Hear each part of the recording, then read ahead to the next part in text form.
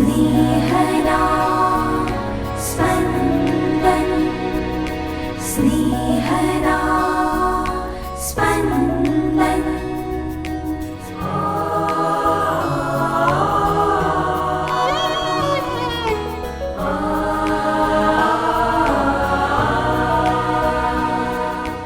આગમન ઋતુના ત્રીજા અઠવાડિયાનો શનિવાર. આજના શુભ સંદેશમાં ઈશ્વર દેવદૂત ગાબ્રિએલ દ્વારા કુમારી મરિયમને બાળ ઈસુના જન્મની વધામણી આપે છે.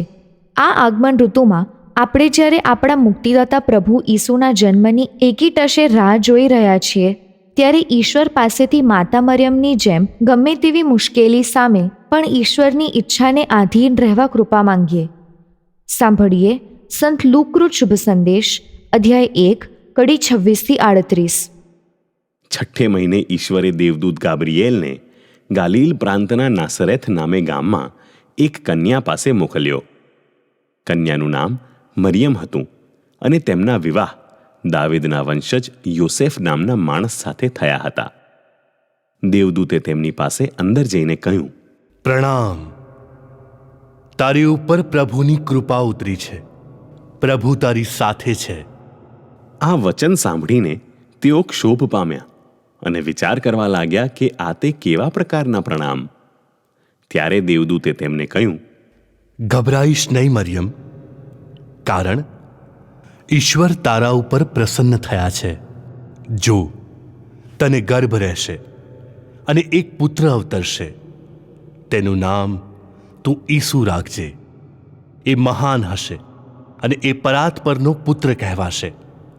પ્રભુ પરમેશ્વર તેને તેના પૂર્વજ દાવીદનું રાજ સિંહાસન આપશે અને તે યુગોના યુગો સુધી ઇસ્રાયેલની પ્રજા ઉપર રાજ્ય કરશે. તેના રાજ્યનો અંત આવશે નહીં.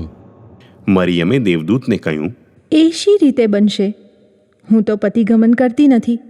દેવદૂતે જવાબ આપ્યો, પવિત્ર આત્મા તારા ઉપર ઉતરશે અને પરાત્પરનો પ્રભાવ તને છાઈ દેશે. અને એ જ કારણથી જે પવિત્ર પુત્ર અવતરશે તે ઈશ્વર પુત્ર કહેવાશે.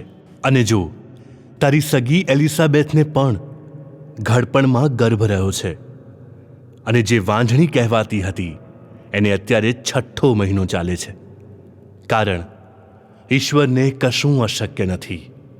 મરિયમે કહ્યું, હું તો ઈશ્વરની દાસી છું. તારી વાણી મારે વિશે સાચી પડો. પછી દેવદૂત તેમની પાસેથી ચાલ્યો ગયો. स्नेहदा स्पन्दन स्पन्दन। પ્રભુ ઈસુના જન્મની વધામણીને વર્ણવતા આજના શુભ સંદેશના પાઠની સમગ્ર ઘટનામાં મહત્વની બાબતો છે. પહેલું, મરિયમ કુમારી છે અને યોસેફ સાથે સગાઈ થઈ છે, પણ પતિગમન ન થયું હોવાથી મરિયમની સ્ત્રી સહજ ફિકર. અને બીજું, પરમેશ્વરની દૈવી યોજના મુજબ પવિત્ર આત્માના પ્રભાવ થકી ગર્ભાધાન, જેનાથી એક પળ માટે ચિંતાગ્રસ્ત બનેલી મરિયમ પોતાને સંપૂર્ણ રીતે ઈશ્વરની ઈચ્છાને હવાલે કરી દે છે. ઈશ્વર માટે કશુંય અશક્ય નથી એ દર્શાવવા માટે વૃદ્ધ અને વંધ્ય એવી એલિઝાબેથના માતૃત્વ ધારણની વાત. મરિયમ જે ફિકર કરે છે એનું એક જ કારણ છે કે ઈશ્વરની રચના પ્રમાણે પુરુષ સાથેના દૈહિક સંબંધથી જ ગર્ભાધાન થઈ શકે. મરિયમ કુમારી છે અને પતિગમન ન થયું હોવાને કારણે પોતે ગર્ભવતી કેવી રીતે થઈ શકે એવી સ્ત્રી સહજ ગભરામણ. એમાં ક્યાંય અશ્રદ્ધા કે ઈશ્વરના સંદેશમાં અવિશ્વાસ એવું કાંઈ નહોતું. તેથી જ દેવદૂત મરિયમને ઈશ્વરની અદ્ભુત યોજના સમજાવે છે. ત્યારે સમાજ શું વિચારશે કે યહૂદી સમાજના નિયમો મુજબ એમના શું હાલ થશે એ બધાની લગીરે પરવા કર્યા સિવાય મરિયમ પોતાને ઈશ્વરની ઈચ્છાને સમર્પિત કરી દે છે. આપણા જીવનમાં પણ અવનવી ઘટનાઓ બને છે. ઘણી આપણને આનંદમાં તરબોળ કરી દે છે તો ઘણી આપણને શોકમગ્ન કરી દે છે. આજના શુભ સંદેશના આધારે એક બાબત આપણે સમજવી ઘટે કે આપણા જીવનમાં ઘટતી પ્રત્યેક ઘટના પાછળ ઈશ્વરની મરજી અને એની યોજના નિશ્ચિતપણે હોય છે.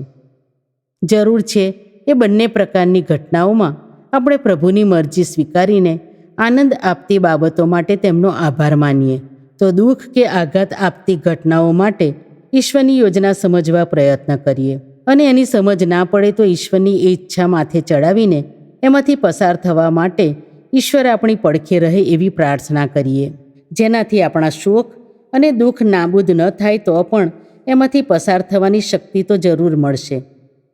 કમનસીબે માનવી પોતાના જીવનમાં બનતી સુખદ બાબતોનો યશ પોતાની મહેનત અને નસીબને આપે છે અને કાંઈક અપ્રિય એવું બને તો એનો બધો દોષ ઈશ્વર પર ઢોળી દેવામાં પળનોય વિલંબ કરતો નથી.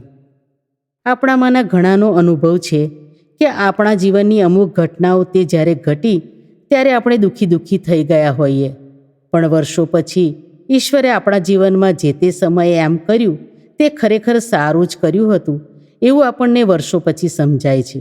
સુખી જીવન જીવવાનો ઉત્તમ માર્ગ એ છે કે આપણે દરેક બાબતમાં ઈશ્વરનો હાથ જોઈએ અને તેમની ઈચ્છાને સ્વીકારીએ.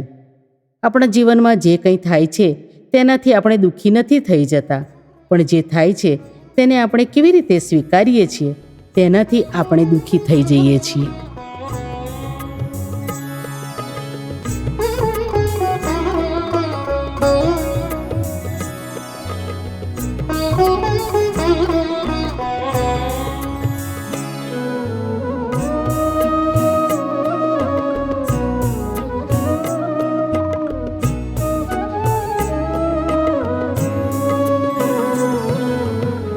કેવળ પ્રભુ ચરણમાં મારા જીવને વળતી શાતા.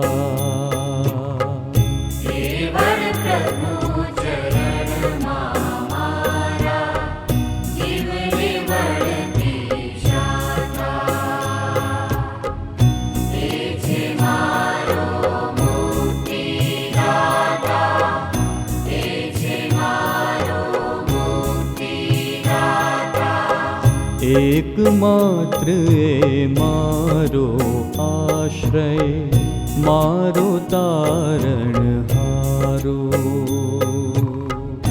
એ છે મારો રક્ષણહારો, એ છે મારો રક્ષણહારો.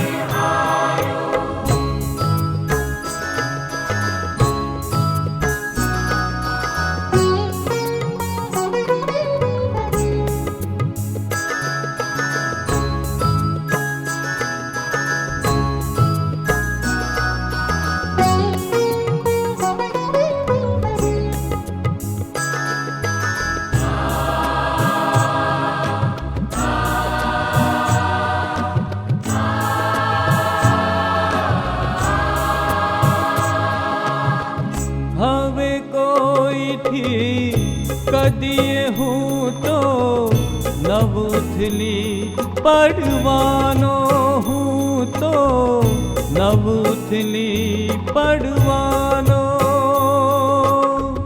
પડી જવાની અણી ઉપરની દીવાલ હો ન જાણે ઢળતો કોટ હો ન જાણે.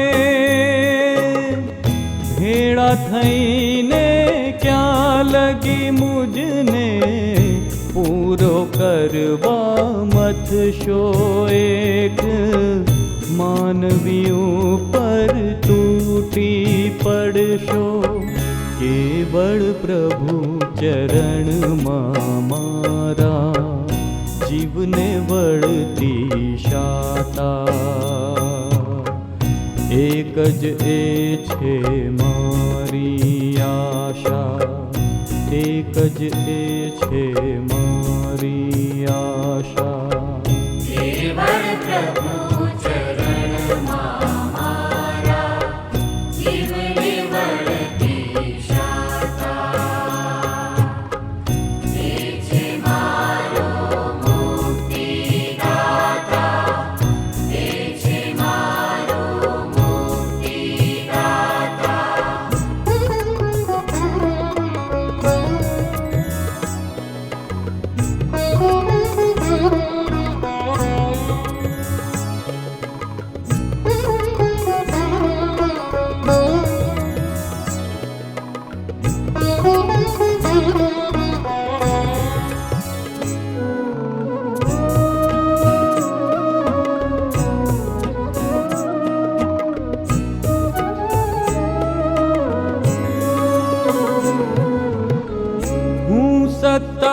દ્વારકાધીશ એવું કહ્યું તે ઈશ્વર વારંવાર તો એ કરુણાનો ભંડાર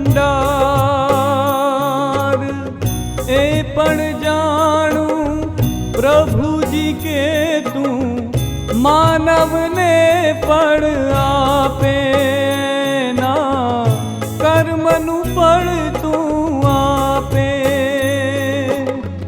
ઈશ્વર મારો ઉગાર કરીને રાખે આબરૂ મારી મુજે રક્ષક શક્તિશાળી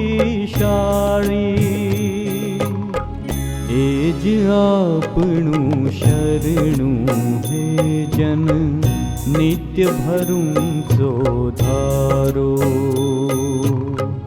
બોજો દિલનો ત્યાં ઉતારો બોજો દિલનો ત્યાં ઉતારો કેવળ પ્રભુ ચરણમાં મારા જીવને વળતી શાતા